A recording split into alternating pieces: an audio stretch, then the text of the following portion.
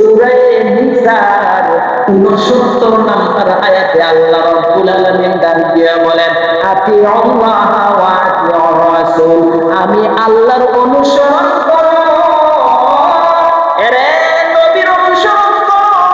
করলে কি লাভ হবে জানো নি? ইউদখিলুহুল জান্নাত তাজরি মিন তাহতিহাল আনহার। আল্লাহ রাব্বুল আলামিন ডাক দিয়ে বলেন, আমার অনুসরণ করার পরে, নবীর অনুসরণ করার পরে যেই সমস্ত মানুষ মারা যাবে রে, আমি আল্লাহ রাব্বুল আলামিন ইউদখিলুহুল জান্নাত, আমি আল্লাহ রাব্বুল আলামিন তাদেরকে এমন জান্নাতে প্রবেশ করাইব যেই জান্নাতের নিচে নদী প্রবাহমান। সুবহানাল্লাহ। যে জান্নাতের নিচে কি প্রবাহমান বলেন তো? এমন একটা পরিবেশ, আপনি এমন একটা রাজমহলে ঢুকবেন যে রাজমহলের নিচে গ্লাস করা আছে, গ্লাসের নিচে নদী প্রবাহমান, সুন্দর সুন্দর পানি দেখা যাচ্ছে, চাকচিক্যময় একটা রাজমহল। আপনার মনের অবস্থানটা কেমন? আল্লাহ বলে, বান্দারে, পৃথিবীর জমিনে কোন মানুষের ব্রেনে আমি আল্লাহ এমন বুদ্ধি দেই নাই, আমি যে জান্নাত দান করবো, জান্নাতের নিচে যে নদী প্রবাহমান করবো, এমন আকৃতি, এমন সৌন্দর্য, হ্যাঁ, ব্রেন আমি আমার দুনিয়ার কোন বান্দার মধ্যে। এটা শুধু আমি আমার জান্নাতীদের জন্য স্পেশালি গিফট করবো, স্পেশাল। আরে কি দেখেছো? লন্ডন, আমেরিকা, কত দুনিয়াতে কত চাকচিক্যময় তারা বানিয়েছে, কিন্তু খোদার কসম করে বলি, আল্লাহ যে জান্নাত দান করবেন না, সেটা 70 ভাগের 1 ভাগের কাছেও মানুষ যেতে পারে। আজকে যে সুন্দর পরিবেশের কথা আপনি চিন্তা করছেন, আপনি দুবাই যে সুন্দর কৃত্রিম, তারা সমুদ্রের উপরে কত কোটি টাকা খরচ করে জানি সেখানে এক রাত্রি যাপন করতে হবে।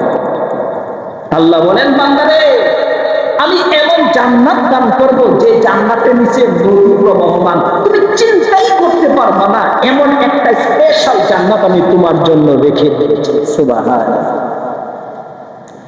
আল্লাহ রাব্বুল আলামিন ডাক দিয়ে বলেন, যালিকা ফাউজুল আযীম, তারাই মহান সফলতা দান করবে যাদেরকে আমি আল্লাহ এমন জান্নাত দান করব। সুবহানাল্লাহ। এটা শুধু শুয়া শুয়া পাওয়া যাবে না, এটা শুধু ঘুমায়া ঘুমায়া পাওয়া যাবে না। দুনিয়ার সৃষ্টির প্রতি যেমন মেহনত করা হয়, আল্লাহর জান্নাত পাওয়ার জন্য এত মেহনত করা হয় না, ঠিক কিনা বলে? আল্লাহর জান্নাত পাওয়ার জন্য এত মেহনত করা হয় না। ও মুসলমান, পাট ক্ষেত করেছে, পাট ক্ষেত, ধান ক্ষেত করেছে, ধান ক্ষেত, পাট ক্ষেতের পাট কেটে এটাকে পানির নিচে রেখে আবার কচুরি পানা দিয়ে ঢেকে দেয়, কত কষ্ট করে এটাকে, হ্যাঁ, আবার এটার মধ্যে যে পাট আসে এটাকে ঘরে কিনে দেয়, কত কষ্ট করে। আমি একটু চিন্তা করলাম মানুষকে দেখে যে, আরে আল্লাহ, কিভাবে পাট কাটে, আবার ময়লা পানির মধ্যে এটাকে রাখে, এটাকে কত কষ্ট করে ঘরে দেয়। খোদার কসম, এর 10 ভাগের 1 ভাগ যদি আল্লাহরে পাওয়ার জন্য, জান্নাত পাওয়ার জন্য মানুষ কষ্ট করতো, আল্লাহ তাদেরকে জান্নাত দিয়ে দিত।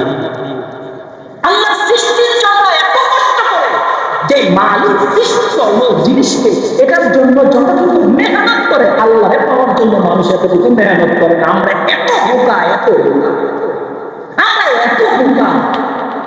কিছুদিন আগে বিশ্বকাপের খেলা গেছে না, এক একটা পোলাপান সারাটা রাত নির্ঘুম ভাবে কাটিয়েছে, কিন্তু রব্বুল আলামিনের সামনে কপালটা রাইখা, রব্বুল আলামিনের সামনে নিজের সম্মানিত মাথাটা রাইখা ডাক দিয়ে বলবে, সুবহান রাব্বিয়াল আ'লা, ও মহান রব, তোমার পবিত্রতা আমি ঘোষণা করলাম। এই কথা বলার সাহস, এই কথা বলার মতো কপাল আল্লাহ করে। বুঝলেন? আল্লাহ সৃষ্টি নিয়ে যেমন মেহনত মানুষ করে, আল্লাহরে পাওয়ার জন্য এত মেহনত মানুষ করে না। মানুষ এত মেহনত করে না, এত মেহনত করে না।